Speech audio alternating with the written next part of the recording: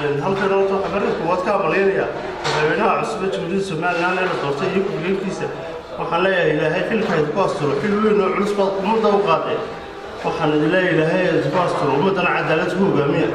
وحنا لكن مرة بعد بعض فترة بدوميها محكمة السرير هذا الحاج علي وأن عدالته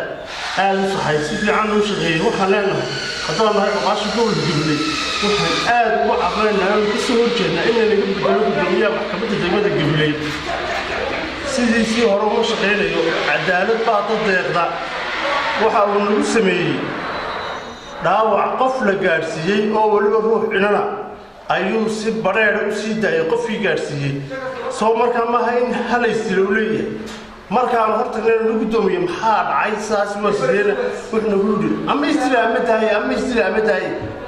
ما هافكي واش نقول هذه وحويا عدالة جوجا ما دام عدالة جوجا وفي تذكر نعمتي كلا هجين وسميه وخلينا مركو كوادي مر لبعض وحن باق غير وقدرنا قدوميها محكمة الصحيح هذا الحاج علي إنه نقبل قدوميها محكمة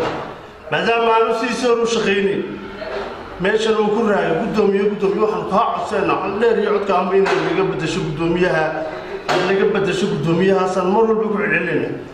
markii damiga lagu sii deynayay ninkaas adiga ma lagu yeeray ma ka wada tashatay gudoomiyaha maxkamadda may dibanihi baan nahay anagu hadama aan dibanahay meesha dhacayaan ma xaq ma gudoomiyaha inuu sii daayo inuu dadka la sii sheeyo mooyaan xaq ma inuu sii daayo si shuruudaan faraawiqa aan cidna kala tashan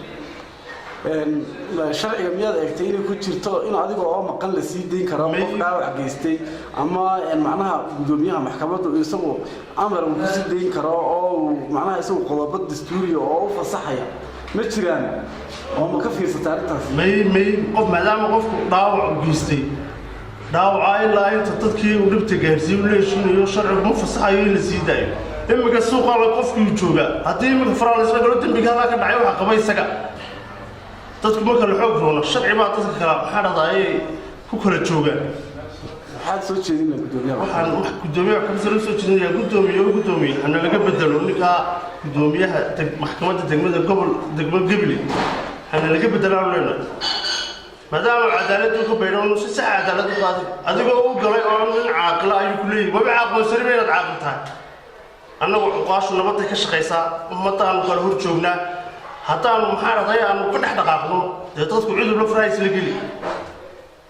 waa in maxaa raday dawladda amti waxay ku tiirsan tahay xuquuqash inay wada shaqeeyaan